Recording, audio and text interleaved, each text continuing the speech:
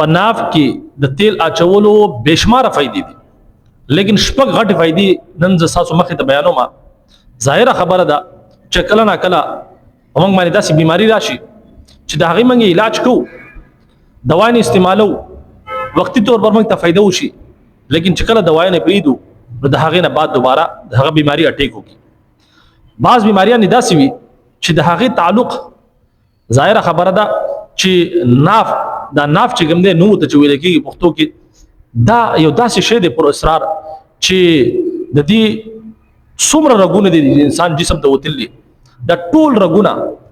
دا د دې ناف نه وتلي، دا د دې ناف نه د ټول رګونه خواره شوي دي پوره جسم ته. او ظاهره خبره ده چې الله رب العزت انسان پیدا کړي نو د انسان د پیدایش په ټیم کې د ټولو نه مخکې الله رب العزت ناف جوړي، یعنی دا نوم چې کوم دی دا الله رب العزت جوړي، او د هغې نه بعد بیا الله رب العزت د انسان دا نور جسم جوړي د مور په خټه کې. او دا دومره پر اسرار دومره اهمیت حامل له ناف چې بیا الله رب العزت رزق هم غذا هم د دې ناف په ذریعہ باندې د مور په خټه کې د ماشوم ترسي، او د دې ماشوم بیا صحت غټيږي بڑاويږي. نو دا دومره د انسان په جسم کې دومره د اهمیت حامل له. او افسوس خبره دا ده چې په دې حواله سره زمونږ دغه طرف ته ذهن هم نزي. یو کسو دا یو عالم خبره کوله، زما خاطر راغی چې زما د جسم ټول رګونه چې کوم دي وټ شوي دي،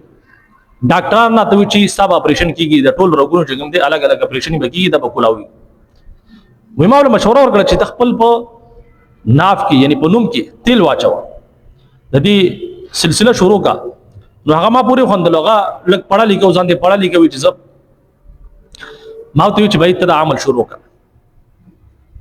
نو هغه چې هغه عمل شروع کو نو داغه چې څومره رګونه وغه کولاو شو، ځکه چې د دې ناپ ذریعہ باندې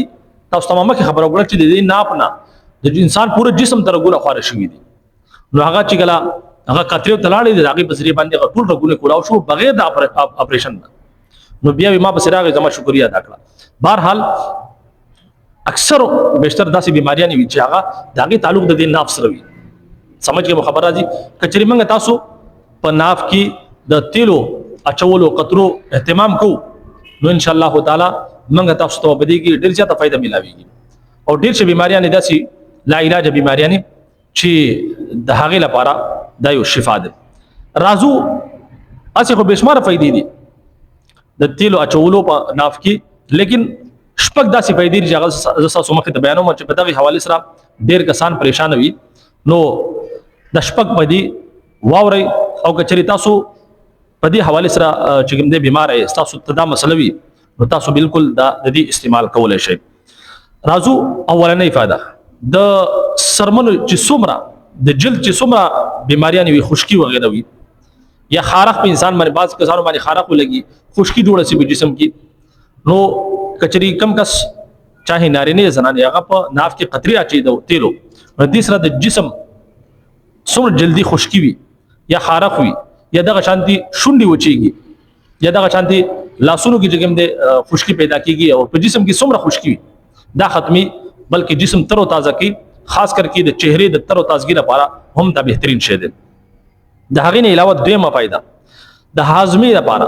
یعنی اکثر کسان نن سبا کې داسې چې هغه هاضمه خراب وي، د معدې چې کوم دی علاجونه کې په یو حکیم پسې به یو ډاکټر پسې بل ډاکټر پسې منډوي، د هاضمې لپاره هم دا بهترین شی دی. او د هغې نه علاوه د قبض لپاره چې کوم کسان خپل په ناف کې تیل اچي نو د هغو قبض چې کوم دی هغه کولاوي. ظاهره خبره د قبض هم یو غټه بیماری ده، د دې په وجه باندې اکثر معده چې کوم دی د دې قبض په وجه باندې خراب وي، نو د دې سره قبض کولاويږي او چې کوم دی معده چې کوم هاضمه د هغه خراب صحیح چې کوم دی بالکل د دې سره بهتره کیږي. د هغې نه علاوه درېمه فائدہ د جوړونو چې څومره دردونه دي، نن سبا کې مختلف آئل خلک د هغې چې کوم دی پیدا تیل تاسو استعمال کوي په جوړونو باندې ولګوي، د هغې سره چې کوم دی تاسو ته افاقه وشي نو هغه ظاهري حواله سره تاسو چې کوم دی لکه هغه زیرک سن کې خودی کې نو تاسو چې باید ماته فائدہ راکړه دنه چې کوم دی هغه دنه جړ ته چې کوم دی اثر نه رسي. نو تیل داسې شی دی چې نه په ذریعه باندې تاسو واچو نو هغه بیا دغه رګونو ته ځي، نسونو ته ځي، نو تاسو ته بیا مستقل فائدہ درکړي،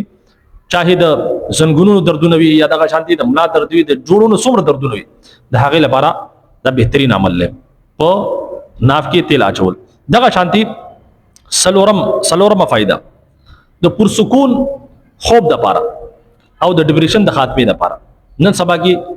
زمونږ په دې معاشره کې نن سبا کې بے خوابي ډیپریشن ډیر عام شوی دی. دغه انسان چې دماغي خشکی جوړ شي او خوب ولا صحیح نه ورځي.